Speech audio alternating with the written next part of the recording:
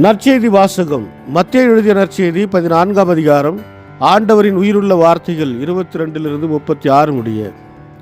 இயேசு கூட்டத்தினரை அவ்விடத்திலிருந்து அனுப்பி கொண்டிருந்தார்.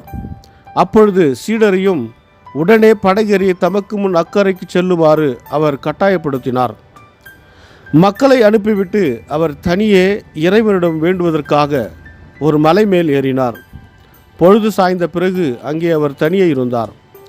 அதற்குள் படகு கரையிலிருந்து நெடுந்தொலை சென்று விட்டது.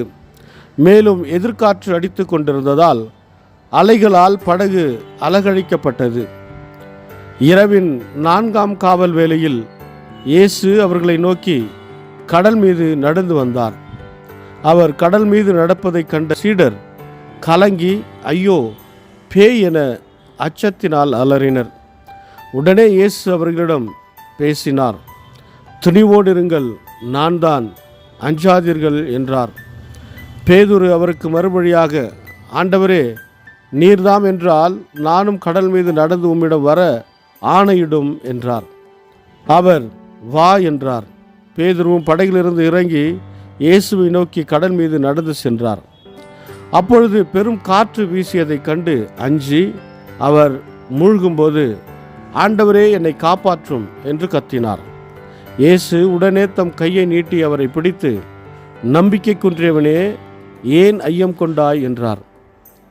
அவர்கள் படகில் ஏறியதும் காற்று அடங்கியது. படகில் இருந்தோர் இயேசுவை பணிந்து, உண்மையாகவே நீர் இறைமகன் என்றனர். அவர்கள் மறுகரைக்கு சென்று கெனசரேத் பகுதியை அடைந்தார்கள். இயேசுவை யார் என்று அறிந்துணர்ந்த அவ்விடத்து மக்கள் சுற்றுப்புறமெங்கும் ஆள் அனுப்பி எல்லா நோயாளர்களையும் அவரிடம் கொண்டு வந்தனர்.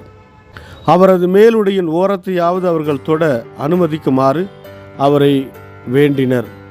தொட்டவர் யாவரும் நலமடைந்தனர். இது வாழ்வு தரும் கிறிஸ்துவின் நற்செய்தி. கிறிஸ்துவே உமக்கு புகழ்.